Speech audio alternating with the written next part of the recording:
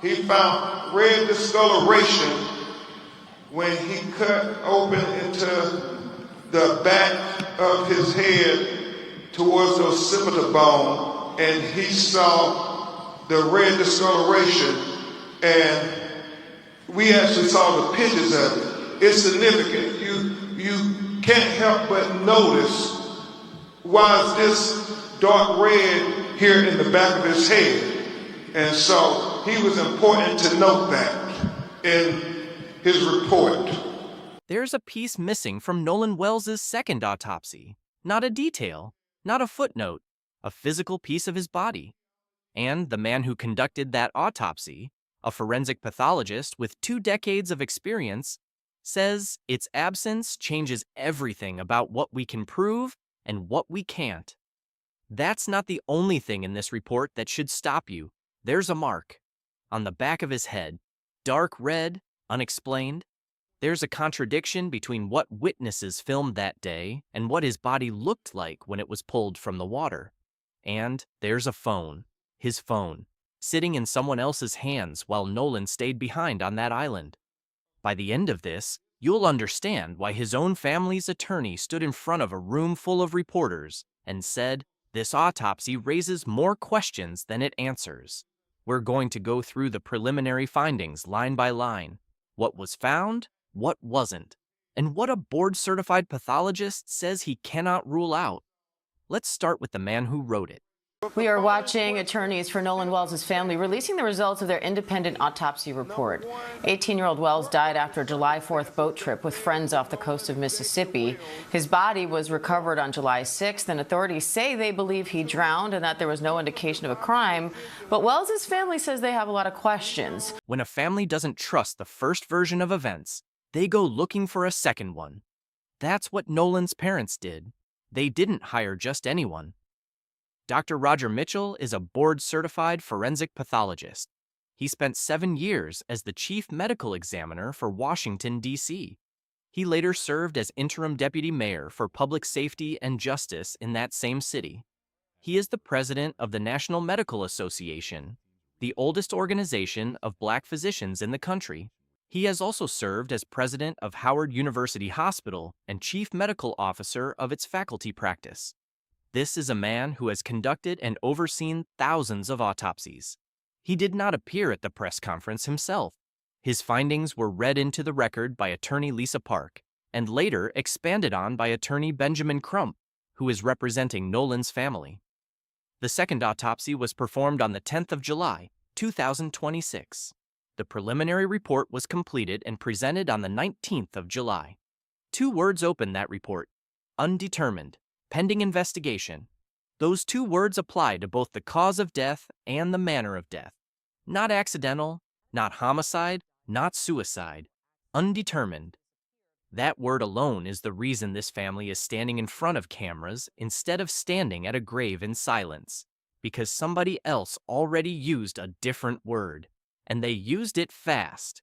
We'll get to that. First, the throat. When Dr. Mitchell received Nolan's body for the second examination, something was absent: the anterior internal neck structures. That means the trachea, the laryngeal cartilage, the thyroid horn, the hyoid bone, all of it gone.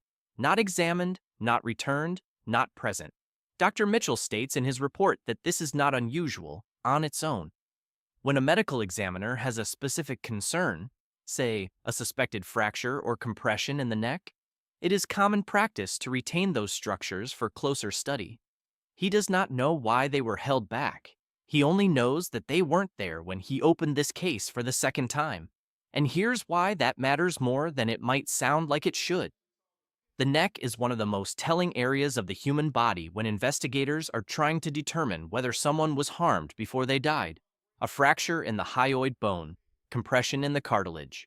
These are the kinds of findings that can separate an accident from something else entirely. Dr. Mitchell performed a posterior neck dissection, meaning he examined the back of the neck. But without the front structures, he states plainly that the examination is incomplete. His words in substance, he cannot rule out injury to the neck as a contributor to, or cause of, Nolan's death. Not, there was an injury, not, there wasn't. cannot rule out. That phrase is going to come up again. Remember it, because it's not the only place in this report where the pathologist tells you directly that a door is still open. Before he ever got to the neck, Dr. Mitchell performed something the first autopsy never did: a full dissection of the face, the back of the head, the neck, the ribs, the pelvis, the soft tissue, the back, the buttocks, the arms and legs. Why go that far? Because the body had already undergone marked decomposition by the time it reached him. Decomposition can hide bruising. It can erase the surface signs that would normally tell a pathologist where to look. So instead of relying on the surface, he cut deeper. Literally, most of what he found in that deeper search came back clean. No fractures, no deep tissue injuries in the limbs, the ribs, the pelvis. But then he reached the back of the head, and there it was. A red discoloration in the deep, soft tissue sitting directly over the occipital bone, the bone at the base of the skull. The affected area measured roughly 12 inches by 8 inches. No skull fracture underneath it. No laceration on the skin above it. Dr. Mitchell states the cause of that discoloration is unclear. He's careful here, almost deliberately careful.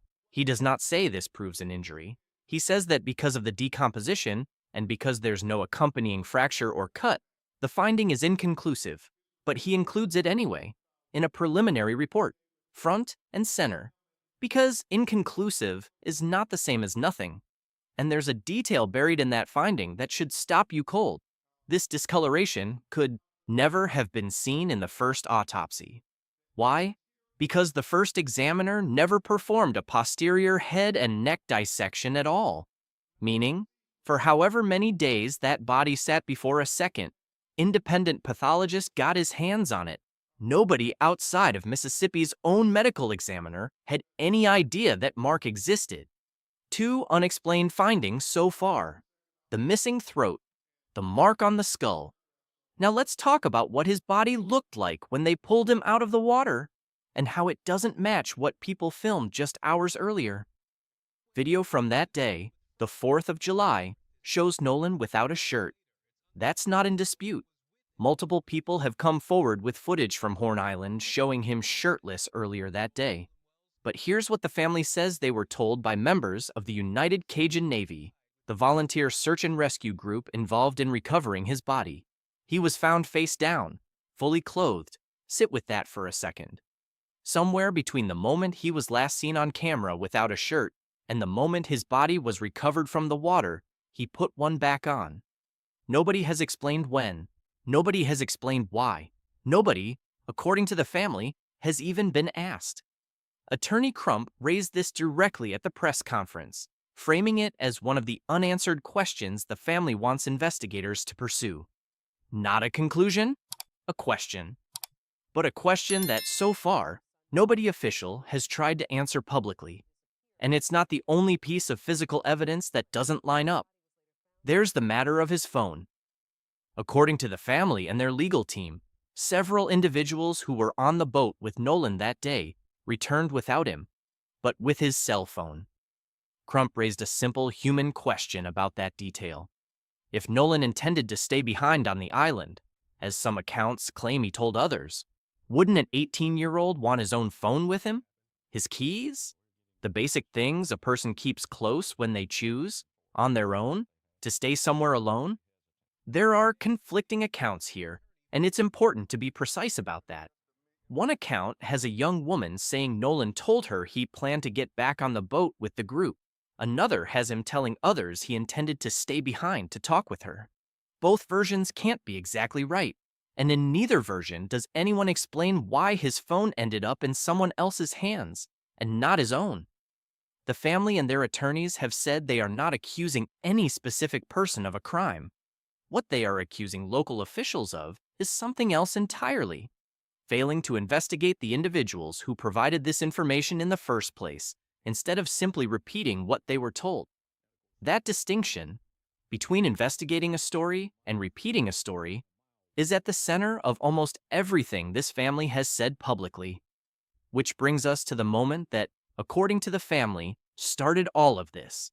Before any autopsy, before any toxicology, before a single one of the outstanding questions in this report had been answered. A word got used: accident. According to the family, the sheriff's department said publicly early on that there was no indication of foul play. Nolan's mother addressed this directly. She described a conversation where she personally asked local authorities to treat this case the way they would if it were their own child. She says they told her they would, but the statement had already gone out before an investigation had meaningfully begun. And once a word like that is said publicly, it doesn't just disappear. According to the family, that early framing became the narrative the public latched onto, regardless of what the evidence would later show. Attorney Crump was blunt about what the family and the NAACP are actually accusing local officials of. Not murder, not a cover-up in the criminal sense, something narrower and in some ways more damning: dereliction of duty, a failure to investigate properly, regardless of what the ultimate truth turns out to be. Because here's the thing about labeling a death an accident before you finish looking. If you're wrong, you don't just delay justice. You actively make it harder to find. Evidence degrades, memories shift. People who might have talked in the first 48 hours go quiet after a few weeks of the story being settled in the public's mind. According to the family, their last real contact with the sheriff's department came only a day or two after Nolan's body was found, and only because Nolan's mother reached out first. The response she says she received was brief. They were still interviewing. No update beyond that. Since then, according to the family, largely silence. They say they've met separately with the district attorney's office and were told the process would be transparent. But as Nolan's mother put it, the damage from that early no-foul play framing had already been done, regardless of what came afterward. Now, layer that timeline over everything we've just gone through: the missing throat, the unexplained mark, the clothing that doesn't match the video, the phone with no explanation for why it left without him. Every one of those was either unknown or unaddressed at the moment officials told the public there was nothing to see here. He's pinpointing, okay, the throat is a place we need to investigate. Okay, the manner in which his body was found, fully clothed, when we see videos of him without a shirt on, that is another point that we need to investigate to further our understanding of this. Because like any medical examiner, they're not just taking the individual's body, they're also taking the circumstances and the information they have surrounding the body to come up with a cause and manner of death. And Ben Crump, I think, is attempting to put pressure on the state. Dr. Mitchell's report doesn't end with a conclusion. It ends with a list. 7 specific questions he says remain outstanding. Questions that would need to be answered before anyone can responsibly determine how Nolan Wales died. The first: what were the actual circumstances that led to him entering the water in the first place? Not assumed, not repeated secondhand, actually established. The second: what position was his body in when it was found? We already know one answer being circulated: face down, fully clothed, but that account has not come from an official medical or law enforcement source. It came from a volunteer search group. The third: whether there was water in his airway at all. This is one of the most basic questions in any drowning investigation, and right now, nobody outside the first examiner knows the answer, because the lungs had already been dissected before the second autopsy ever began. The fourth: whether there's evidence of injury to the front of his neck. We already know why this one can't currently be answered. The structures needed to check aren't there. The fifth: whether there's any evidence of bleeding inside the skull, something the first autopsy would have been positioned to observe far more clearly than the second one, given how much time had passed. The sixth: what was in his stomach. This tells investigators how recently he had eaten before he died and can help establish a timeline. But again, the organs were already removed and examined before Dr. Mitchell ever touched the case. And the seventh: the toxicology results. As of this report, they had not yet come back. 7 questions. And notice something about almost all of them. The answers exist. They're just not with this pathologist. They're sitting with whoever performed the first autopsy in Mississippi. Dr. Mitchell says as much directly. He states he is hopeful that Mississippi's medical examiner will allow him to review their original photographs and observations. the ones taken far closer to the day Nolan actually died, before decomposition erased so much of what a body can tell you. Until that happens, the classification stays the same. Undetermined, pending investigation. It's worth pausing here on why so much of this report reads like a list of things nobody can currently prove. Because the reason isn't mysterious, it's structural. By the time Dr. Mitchell received Nolan's body, the first autopsy had already happened. The organs had already been removed, dissected, and in many cases, returned to the body cavity, which is standard practice so that when a person is laid to rest, their body is whole. But that standard practice creates a real limitation for anyone conducting a second look. Marked decompensation can obscure the presence and absence of bruising on the skin surface, especially during a second autopsy examination. You can't examine lungs for water once they've already been studied and repackaged. You can't examine stomach contents once that process is complete. Decomposition made things harder still. Marked changes to the tissue can hide the very bruising a pathologist would normally use to identify blunt force trauma from the outside. That's why Dr. Mitchell went as deep as he did, dissecting areas the first autopsy never touched at all. It's the only reason the mark on the back of the head was ever found. But it also means this report was never going to be the final word. It was always going to be a second opinion working with what was left over after the first opinion had already been formed. That's not a flaw in Dr. Mitchell's work. It's the reality of what a second autopsy can and can't do. And it's exactly why the family and their legal team keep returning to one demand above all others: access to the original photographs, the original observations, the original findings, made when Nolan's body was closest to the condition it was in on the day he died. At the press conference, Attorney Crump didn't stop with Nolan. He brought up two other names, two other 18-year-old black men, both killed over that same July 4th holiday weekend, in circumstances he says echo Nolan's case in ways that are hard to ignore. The first is Daniel Irvin. According to Crump, Daniel went on a fishing trip with two other young men, the only black person in the group. It's alleged he drowned accidentally, but afterward, according to Crump, his two companions took his phone and disposed of it, took his clothes and disposed of those too, then deleted their text message and social media conversations with him. The individuals involved have reportedly only been charged with tampering with evidence. Daniel's mother, according to Crump, believes that if they were willing to destroy his phone, his clothes, and their messages, they may not be telling the truth about what actually happened to her son. The second case involves an 18-year-old named Tyler Smith. On the 4th of July, Crump says, Tyler was the only black person at a house party with roughly 10 other people. He ended up shot in the head, dead. According to Crump, some of the others at the party got rid of the gun before police arrived and told officers it was an accident, that they had been playing Russian roulette. Crump says police did not perform a gunshot residue test on anyone's hands, reportedly reasoning that if everyone present had been playing the same game, the results wouldn't distinguish between them.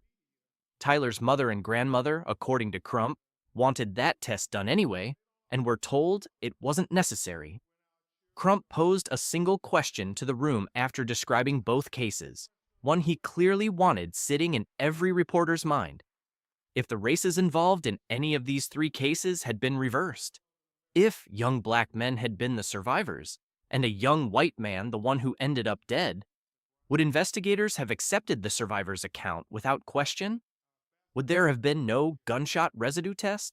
No real investigation into the story before repeating it publicly? He wasn't asking anyone to answer that question out loud. He was asking them to sit with it. There's a reason NAACP President Derek Johnson chose to speak before Crump ever took the podium.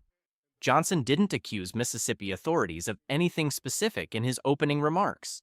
What he described was a pattern, one he says the NAACP has seen for years, not just in Mississippi, but across the country. Young black lives, he said, that don't get the same level of scrutiny when something goes wrong. He was careful with his words. He said the NAACP wasn't accusing anyone of causing Nolan's death. What they were accusing local officials of was something more specific, being derelict in their duty to properly investigate, regardless of what the ultimate truth turns out to be. Later in the press conference, Crump invoked two names that carry enormous weight in Mississippi's history: Emmett Till, Medgar Evers. He wasn't claiming Nolan's case is identical to either of theirs. He was making a point about why the NAACP shows up for cases like this one at all. Because Mississippi, in his framing, has a documented history of young black lives not receiving the scrutiny they deserved. And organizations like the NAACP exist specifically to make sure that pattern doesn't repeat itself quietly. It's worth being precise here. That's rhetorical framing from the family's advocates, offered to explain the stakes as they see them. Not a factual claim that this case is the same as those historical ones, but it explains, in their own words, exactly why they're fighting this hard over an autopsy that on paper still says nothing more than undetermined. Before any of the forensic detail was presented, Nolan's parents, Christine and Elmore, spoke first. They didn't come with legal arguments. They came with a description of their son. Someone they described as full of light, full of humor, the kind of person other people were drawn to without even trying. His father talked about football, about getting texts from Nolan showing off a play he'd made in practice, asking what his father thought of it, and his father always giving him the honest answer, because, in his words, someone in Nolan's life needed to. His mother talked about the toll of the last few weeks, being questioned about her parenting, her fundraising, even being called names publicly, despite working, in her words, as a healthcare provider who takes her responsibilities seriously. But underneath all of that, she said, there was only one question that actually mattered to them. What happened to their son? Not speculation, not rumor, an answer. She said that hearing nothing from local authorities, after they themselves had already received these preliminary results, was heartbreaking, and that it's exactly why they turned to independent help in the first place. Need to do, because us having the preliminary autopsy results and hearing nothing from them, it's heartbreaking and it's concerning, which again is why we are here, why we have asked for this help. So again, thank you all so much for your support. We appreciate you, we really do. Crump closed out the forensic portion of the press conference by thanking the people who've supported the investigation financially and publicly, including contributions toward covering the cost of the independent autopsy itself, and a reward, reported at $125,000, offered for information that could help establish what actually happened. A tip line has been set up for anyone with information, video, photographs, anything from that day on Horn Island. Crump specifically asked young people who may have footage to come forward, even if what they saw felt uncertain or incomplete on its own. Because here's the number that should stick with you more than almost anything else in this story. By some estimates, there were roughly 300 to 400 people on that island on the 4th of July. 300 to 400 people. And so far, according to the family, not one has come forward with an account that fully explains what happened to Nolan Wales. So let's be exact about what we know and what we don't. We know the classification of Nolan's death is undetermined, pending further investigation. That has not changed. We know a board-certified forensic pathologist with no prior connection to this case examined the body and found an unexplained mark on the back of the skull and a set of neck structures that simply weren't there to examine.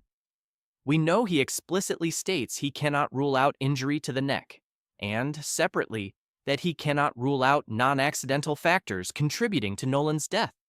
We know there are documented inconsistencies, the clothing, the phone, that no official account has yet addressed. And we know that before any of this was established, a public statement suggesting no foul play was already out in the world. What we don't know, and this matters just as much, is what actually happened on that island. Not the mark, not the missing structures, not the shirt, none of it, on its own, proves what caused Nolan Wales to end up in that water. The pathologist himself refuses to draw that conclusion, and so should we. What this report does prove is something narrower but still significant. That the first fast conclusion, accident, no foul play, was reached before anyone had the information to actually reach it. And that's the real story here. Not a confirmed answer. The absence of one where officials had already acted like there wasn't a question left to ask. So here's where it sits. Right now, tonight. A missing throat nobody has explained. A mark on a skull nobody can account for. A shirt that appeared from nowhere. A phone that left an island without the person who owned it. And a family still waiting for Mississippi to hand over the one thing that could actually answer their only question. What happened to their son? If there's an update in this case, and there will be one, you're going to want to already be here when it happens. Please subscribe to this channel. Before you go, one important note. Everything in this video comes from a preliminary independent autopsy report and statements made at a public press conference. The cause and manner of Nolan Wales' death remain officially undetermined. No individual has been charged with a crime in connection with his death, and nothing in this video should be read as an accusation against any named or unnamed person. This case is ongoing, and we will continue to follow it as new information becomes available.